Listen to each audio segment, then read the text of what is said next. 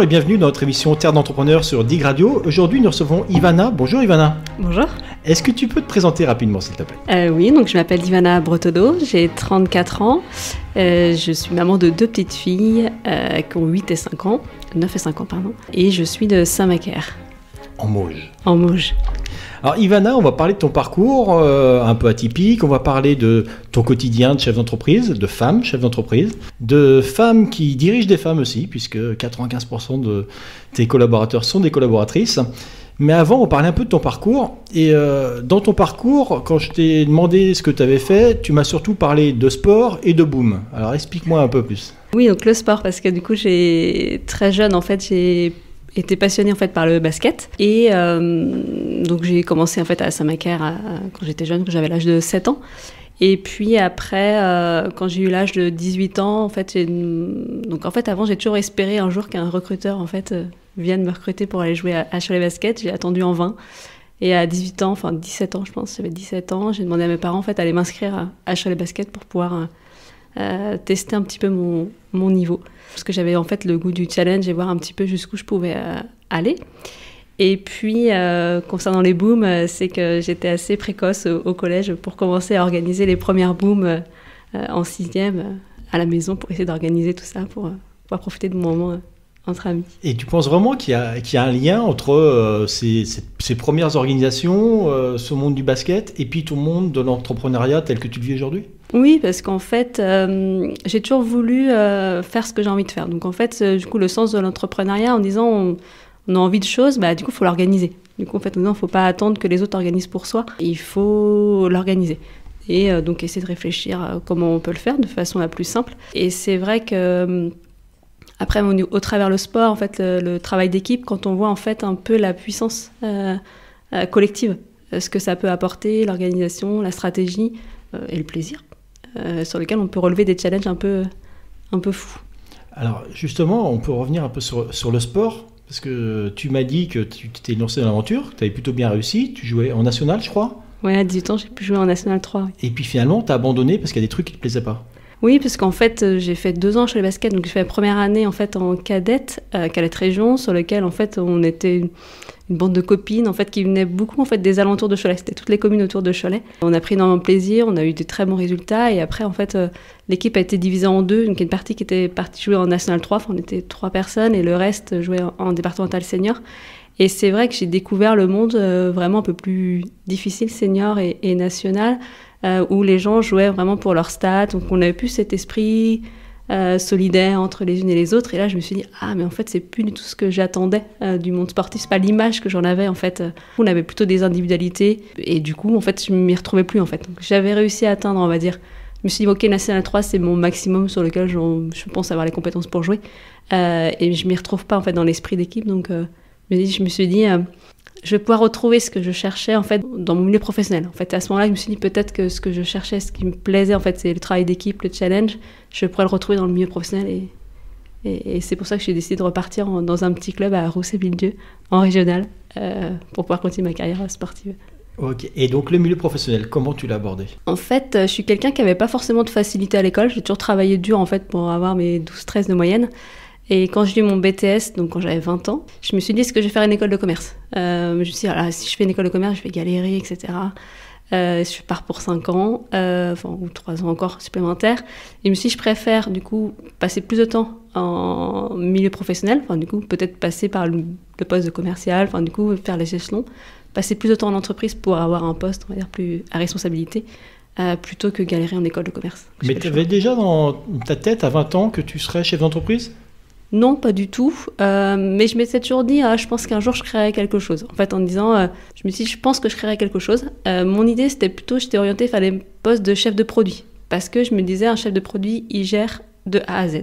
Donc c'était plutôt cet esprit-là que je recherchais dans mon métier, en fait, en disant, j'aimerais avoir quelque chose de A à Z. Et donc, avant l'entrepreneuriat, tu as eu 2 expériences commerciales, c'est ça? Oui. 2 expériences commerciales. Donc, la première dans le recyclage de déchets végétaux, une boîte de 80 personnes sur lesquelles en fait, donc j'ai découvert le monde de l'entreprise, un peu comment ça fonctionnait. J'ai été surprise, j'avais une image de l'entreprise en disant tout était carré, tout était propre, tout était organisé. Et je me suis rendu compte qu'en fait, pas du tout. Il pouvait y avoir des choses qui n'étaient pas du tout structurées. C'était la première surprise. Et sur lequel j'avais été déçue, c'était qu'on était beaucoup de jeunes en fait, dans cette entreprise-là, avec de fortes valeurs humaines et qui n'étaient pas du tout valorisées dans l'entreprise.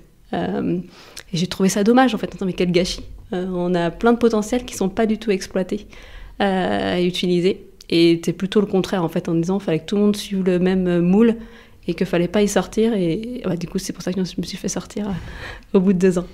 Et donc, ta deuxième expérience, c'était du coup, dans le recyclage des déchets du bâtiment. Du coup, je cherchais encore un autre job qui était plutôt côté terrain. Donc, le commerce, c'était bien mon truc. Mais je voulais être quand même... Le bâtiment, c'est étonnant pour une femme, non? Ouais, mais c'était le côté dehors. Ouais, oui, parce que le bâtiment... du coup, avant, j'étais dans les déchets végétaux. Donc, le déchet, le bâtiment, c'était pas... Pour moi, j'avais une image vraiment très... moi, on sera sur le terrain, en fait. Et du coup, là, je suis tombée dans une entreprise qui était plutôt à l'ancienne. Donc, peu de femmes. Pour le coup, j'étais dans les premières femmes. Et pareil, en fait, avec une entreprise qui était 50 de personnes, où les valeurs humaines, et pareil, le partage en équipe, le travail d'équipe, c'était un peu compliqué. Tout le monde était segmenté. Peu de gens étaient épanouis dans leur travail. Alors, du coup, moi, je suis arrivée toujours avec un épanouissement en disant, pour moi, on doit s'amuser et s'épanouir dans son travail. Et quand je voyais tous ces gens-là qui se disaient, mais c'est pas possible, je me disais, mais c'est pas une vie, en fait. On peut pas travailler et être mécontent. Du coup, pour moi, c'était inconcevable, en fait. Et donc, je m'étais dit, bon, il faut quand même que je découvre comment l'entreprise fonctionne, encore une fois, notre modèle. Et je pense qu'un jour, après, je repartirai sur autre chose. Mais je me suis dit, déjà, je vais comprendre un peu le métier. Et là, un accident. Oui. En fait, 1 an après, en fait, mon arrivée en fait, dans cette entreprise-là, il y a eu au démontage d'une grue sur Nantes, un coup de vent en fait, a fait tomber la grue, heureusement que sur une de mes bennes à déchets et un conteneur de chantier. Et je me suis retrouvée à faire le constat avec le loueur de grue. Et moi, ça faisait qu'1 an en fait, que je suis dans le milieu du bâtiment. Et lui, en tant que locataire en fait, de grue, je me suis dit, mais qui avait une quarantaine d'années, donc je me suis dit qu'il avait 20 ans d'expérience. J'ai dit, comment tu fais pour avoir tes informations chantier, etc. Et il me dit, ah là là, je galère, je coupe des appels d'offres, je me dis, je les rappelle dans 2 mois, je regarde les panneaux ici, prochainement un démarrage chantier. Et donc je me dis, ah ouais, tu galères comme moi, alors que ça fait qu'1 an. Parce que moi, en fait, j'ai été mis sur la route, mon patron m'a dit, de toute façon, c'est simple, tu cherches les grues et tu vas avoir les chefs de chantier. Je dis, ok, d'accord. Et tu proposes tes services. Et donc je me suis dit, avec cette personne-là, peut-être que lui, il avait une méthode un peu plus organisée pour pouvoir faire son business, et je me suis rendu compte que non. Et il me dit, mais de toute façon, j'ai fait le tour des outils qui existent et il n'existe rien en fait qui peut aider à savoir quel chantier va démarrer demain avec quelle entreprise. Et c'est là que tu as le déclic pour créer ta société? Ou il a fallu que ça mûrisse un petit peu? Ouais, cet événement a dû se passer, je pense, début juillet, enfin, au courant du mois de juillet 2009. Et après, quand je suis partie en vacances d'été, du coup en août, je réfléchis à ça et je me dis, il y a forcément quelque chose à faire. Des fournisseurs du bâtiment, en fait, on est plein. Si on veut tous avoir ces informations de quelle entreprise va démarrer un nouveau chantier demain, la seule façon de le faire, la façon la plus simple, c'est de collecter les appels d'offres, mais de façon organisée, méthodique, et les suivre un par un pour savoir qui les a gagnés. Et donc, comme ça, tout le monde devrait y trouver un intérêt. Et là, tu as commencé à faire des tableaux Excel, c'est ça? Oui. Donc, en fait, quand je suis revenue en septembre, je me dis, il faut que je fasse le test. Si on fait comme ça, est-ce qu'on arrivera à avoir quelque chose qui tient la route? Mais là, c'était directement pour ton business, c'était pas encore dans l'idée d'entreprendre. Alors l'idée, c'était aussi quand même l'idée d'entreprendre. Ouais. C'est-à-dire que je dis, ce que je vais faire, c'est qu'en parallèle de mon métier, je vais faire ce test-là. En disant, si je prends que les appels d'offres du 44, je les collecte et je les suis, est-ce que je serais capable de savoir ce qui va se passer le mois prochain sur Nantes? Et donc je me suis dit en septembre, je dis, ok, je vais le faire, je vais me mettre un petit tableau Excel. Tous les matins, je passerai une demi-heure, on va dire, à aller collecter les appels d'offres. Et après, je passerai aussi une demi-heure à rappeler ceux que j'ai rentrés il y a 2 mois. Et je me suis dit, je vais faire ça pendant 1 an. Parce qu'en fait, en même temps que je me suis dit, je vais faire ce test-là, je suis tombée enceinte. Et je me suis dit, en fait, 9 mois après, je serai en congé maternité et je pourrais tester, en fait, le modèle auprès des fournisseurs pour voir si je me lance ou non, en fait, dans ce projet. Bon, c'est ce qu'on va raconter dans la deuxième partie, c'est comment en effet d'un problème, tu en as fait une opportunité et comment tu as grandi très vite. En attendant, on va revenir peut-être au moment de tes booms, puisque tu vas nous faire écouter quoi comme musique? La lambada.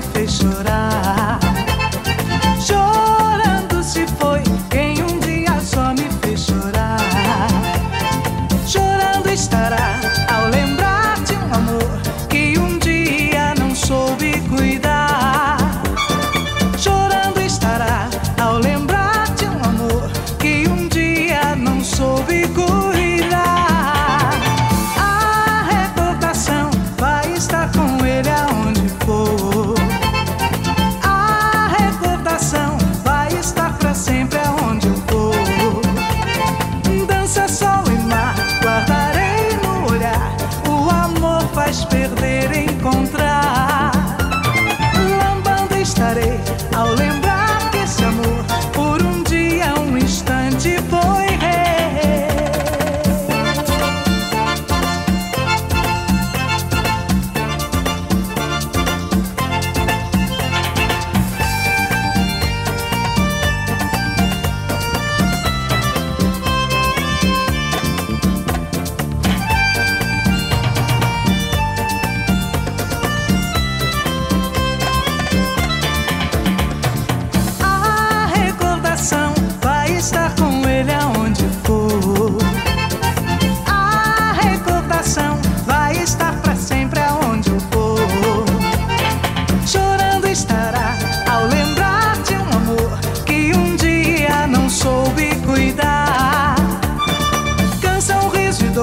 Melodia de amor, um momento que fica no ar.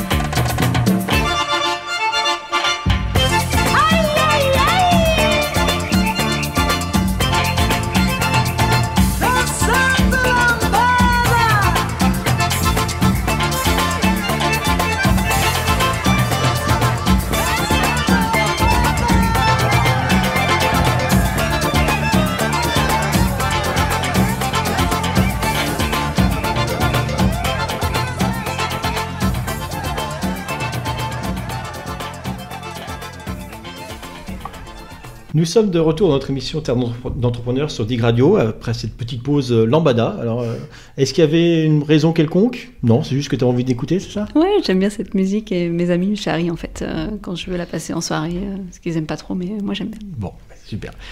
Donc tu deviens enceinte, on continue, tu es enceinte, et puis c'est à ce moment-là que tu décides de créer ta société. C'est un peu oui, étonnant, en fait, ça. C'était vraiment le hasard. On avait quand même un projet d'enfant.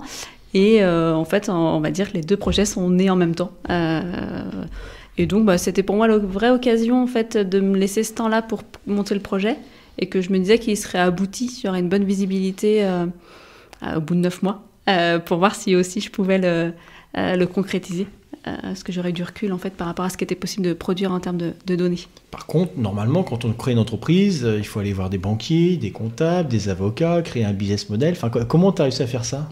Alors en fait, donc j'ai réfléchi tout mon business model pendant les 9 mois. En fait, pendant les 9 mois en parallèle que je montais, enfin du coup mon fichier Excel, j'y réfléchissais. Du coup après en termes d'investissement, je me disais du coup j'ai pas besoin de beaucoup d'investissement dans le sens où j'ai ma voiture, mon téléphone, un ordinateur, ma maison pour mon fils de bureau. Et après, je me suis dit, bon, si le seul investissement que je vais avoir, c'est de créer le site internet. Une fois que j'aurai mon fichier Excel, il faudra que je le transforme en espace gestion pour gérer mes chantiers et un espace visible, en fait, utilisable par mes clients.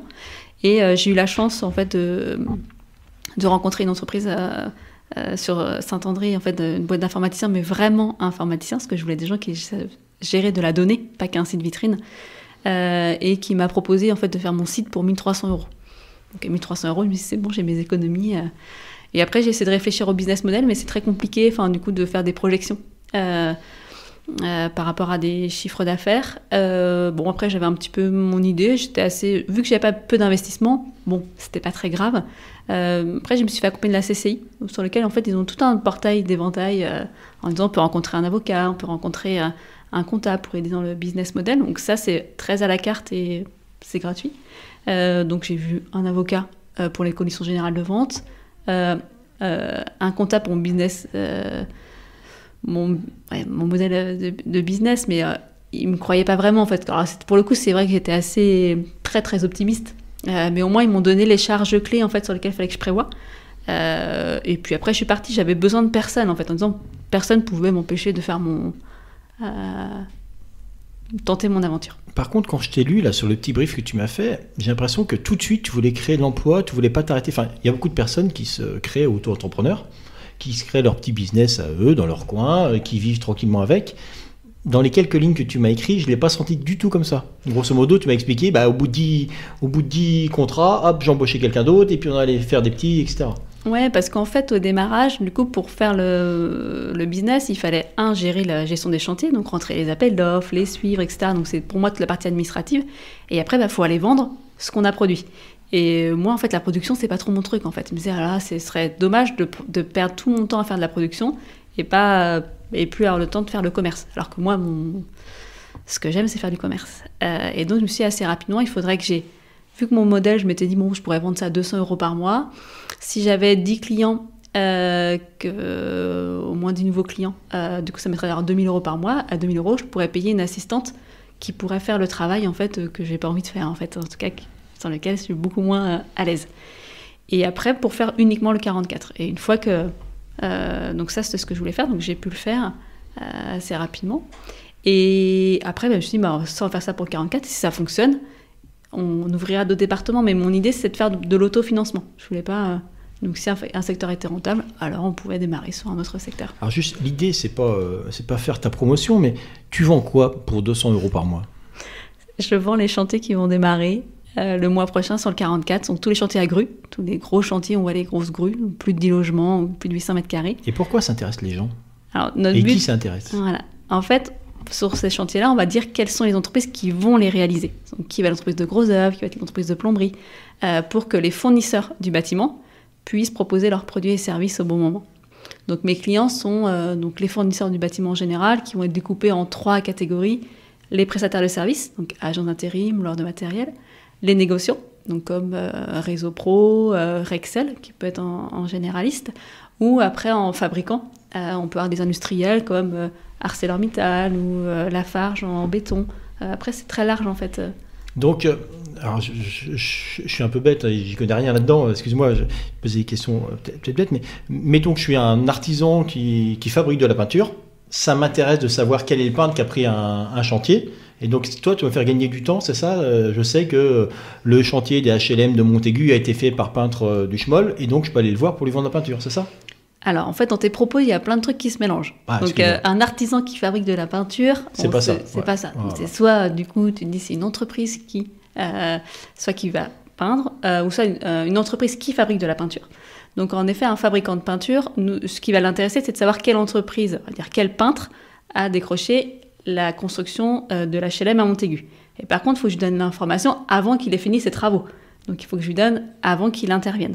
Donc c'est ça en fait l'enjeu pour le fabricant, c'est que je lui donne quel peintre va démarrer un nouveau chantier, et demain, il faut que je la donne au bon moment, avant qu'il intervienne pour pouvoir qu'il puisse lui vendre sa peinture. Ok, je comprends mieux.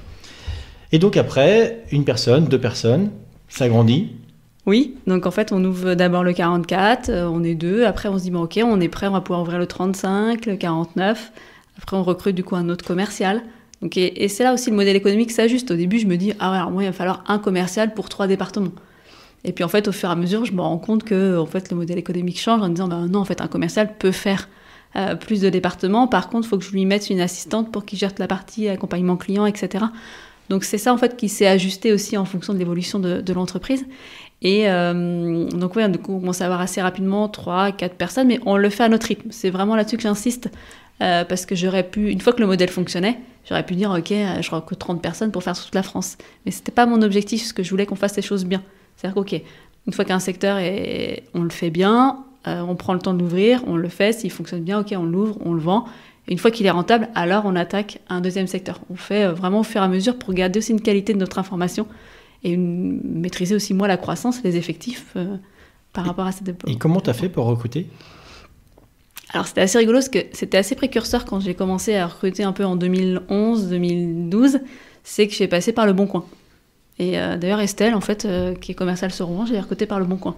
Parce qu'en fait, je suis quelqu'un qui fait assez attention à mes investissements. Donc payer 500 ou 1000 euros à l'époque, dans les supports en fait, existants, c'était beaucoup trop cher pour moi. Pôle emploi, à l'époque, ça donnait pas grand-chose, même s'il y a eu un peu de mieux.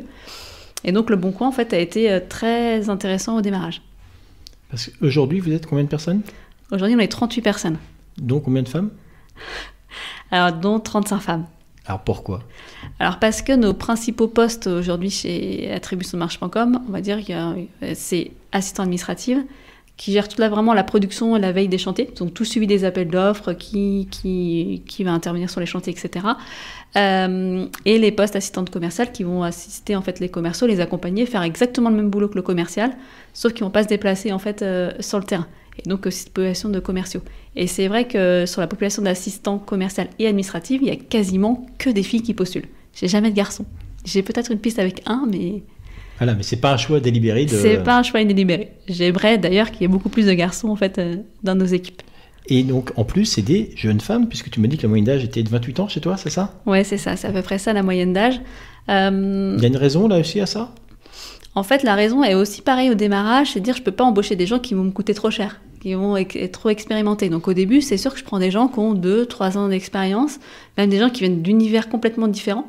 À partir du moment où ils ont un savoir-être, une motivation, je me dis ok, bah, tu es motivé, tu as envie d'un projet d'entreprise intéressant, alors on va pouvoir faire quelque chose, je peux te former, parce que bien évidemment, personne vient du bâtiment quand on arrive chez nous. Donc au démarrage, c'était cette volonté-là. Et après, ce qui s'est passé, c'est que du coup, il faut aussi que j'ai une équipe qui s'entende. Enfin, du coup, une bonne cohésion, en plus que des femmes.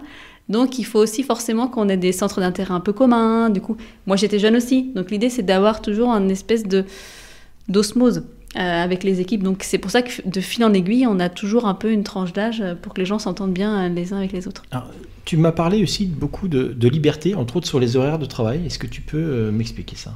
Ouais, alors aujourd'hui, nous, les filles, toutes les personnes qui rentrent dans l'entreprise peuvent choisir les horaires qu'elles veulent. Moi, en fait, je sais qu'en fait, c'est vrai qu'en fonction des contraintes personnelles, en fonction du mari, les enfants, enfin, le mode de vie, on a des horaires qui nous arrangent plus que d'autres. Moi, j'avais pas d'intérêt, en fait, à imposer des horaires à mes équipes, dans le sens où on n'a pas d'urgence client à gérer, on n'a pas de standard, enfin, du coup, de permanence à tenir. Donc, je suis partie du principe que les gens pouvaient réguler, en fait, choisir le format d'heure qui les convenait le mieux. Alors, le but, c'est qu'ils aient un format d'heure qui nous annonce au départ, qu'ils peuvent moduler de temps en temps, mais que ce soit pas l'anarchie non plus. Mais chacun peut choisir le rythme d'heure qui lui va bien, parce que je pars du principe que s'il se sent bien dans son rythme d'horaire, alors il travaillera dans de bonnes conditions et une efficacité. Et ça, c'est plutôt un atout quand tu dois recruter des personnes, ou est-ce qu'il y en a certaines qui se perdent un peu parce qu'elles ont besoin d'un cadre ? Non, parce qu'en fait, alors déjà en fait au démarrage elles ne le savent pas. Enfin, quand on le recrute, en fait c'est après, enfin une fois qu'on dit ok c'est bon, on leur annonce qu'ils vont pouvoir aussi choisir leurs horaires. Des fois ils sont souvent surpris. Au démarrage justement ils se cherchent un peu. Souvent ils disent ah je vais faire quoi comme horaire ? Je sais pas, enfin, du coup tu peux essayer un mode, essayer une fonction, puis tu t'adapteras au démarrage, tu n'es pas obligé de nous dire c'est comme ça et c'est pas autrement. Donc souvent ils se cherchent, ils testent et puis après c'est parti, mais ça leur permet d'avoir une certaine sérénité, de pas courir en fait, pas être contraint par des horaires imposés. Et est-ce que tu sais, Ivana, parce qu'on va bientôt finir, où tu vas demain ? Est-ce que demain, tu vas démultiplier ? Est-ce que tu vas aller à l'international ? Est-ce que tu vas ouvrir un autre marché ? Est-ce que tu as une idée fixe en tête ? Ou est-ce que, quelque part, tu continues ta croissance naturellement, comme tu l'as fait, même si tu dis que tu ne vas pas très vite, ça a quand même été assez vite. Ouais, enfin, ça a été maîtrisé. En fait, c'est une croissance maîtrisée. Aujourd'hui, ce qui est sûr, c'est que ce qui me plaît, c'est le milieu de l'environnement du bâtiment, le service, le bâtiment. Donc, on travaille sur des offres de services. Aujourd'hui, on travaille pour les fournisseurs du bâtiment. Et l'idée, c'est de travailler sur des offres de services pour les maîtres d'ouvrage, notamment pour les aider à trouver des entreprises pour répondre aux appels d'offres. Parce qu'en fait, on s'est rendu compte que c'était une difficulté pour eux. Et donc, aujourd'hui, on est en train de réfléchir à une solution pour les aider tout simplement. On veut dire, OK, nous, on connaît les entreprises, on sait ce qu'elles ont déjà fait, on sait qui est capable de faire quoi, grâce aux données d'attribution de marché.com. Donc, on se dit qu'elles pourront être réutilisées. Enfin, on peut s'en servir pour aider les maîtres d'ouvrage à recruter les entreprises pour leurs appels d'offres. Et donc, après... Voilà, on est en test par rapport à ça, mais pas de projet à l'international. Et toi, quand tu regardes un peu dans le rétro, est-ce que tu es fier de ce que tu as fait ? Et est-ce que tu imaginais que tu allais faire ça ? Alors en fait, je suis contente. En fait, c'est des choses qui étaient très naturelles pour moi. En fait, moi je le vis en fait comme des choses assez normales, assez simples. Même si voilà, quand on est dans le rétroviseur, on se dit ah ouais quand même. Mais j'essaie vraiment de le faire de façon ne pas subir en fait mon métier, ne pas subir ma croissance, ne pas subir les événements. Et après, ce qui me fait plaisir, c'est que les gens soient mon équipe, de leur faire plaisir en fait. Du coup, que les gens soient épanouis dans leur travail, de pouvoir permettre aux gens, à tout le monde de travailler de bonnes conditions. Et moi y compris, nos clients qui soient contents, du coup, de faire le nécessaire pour que tout le monde soit bien en fait. Et si tu as un dernier petit message pour conclure vers les plus jeunes, puisque tu as été chef d'entreprise à 24 ans ou 25 ans, donc maintenant 10 ans de chef d'entreprise alors que tu n'as même pas 35 ans, qu'est-ce que tu pourrais dire à des jeunes comme toi, qui ne pensaient pas forcément être chef d'entreprise, où l'école c'était moyen, et qui avaient d'autres passions, voilà. Qu'est-ce que tu peux leur dire? Je leur dis que c'est plus facile d'entreprendre quand on est jeune que quand on est plus vieux. En fait, parce que quand on est plus vieux, en fait, on a un rythme de vie, on peut avoir un niveau de salaire important et dire mais je peux pas prendre le risque de gagner moins. Bon, moi j'avais 24 ans, je gagnais 1 300 € par mois. Bon, j'avais aucun risque en fait à prendre.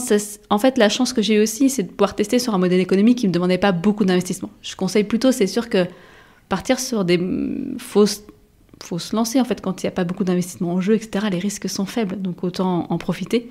Et de le faire de la façon dont on a envie de le faire. Parce que moi, c'est vrai que j'ai toujours fait ce que j'ai créé pour Attribusmarche.com, ça n'existait pas. L'idée, c'est de dire, et le but, c'est de pouvoir le faire comme on a envie de faire. On n'est pas obligé de faire parce que c'est comme ci, parce que c'est comme ça. Et plus on est vieux, plus on a ah ouais, mais eux, ils ont fait comme ci, ils ont fait comme ça. On a des références qui sont difficiles à se détacher et qu'il vaut mieux arriver avec un œil un peu naïf ou un peu incompétent. Parce que du coup, on fait les choses avec beaucoup de bon sens. Et plus il y a de bon sens, mieux c'est. Merci beaucoup, Ivana. On se retrouve bientôt sur Dick Radio. Au revoir. Au revoir.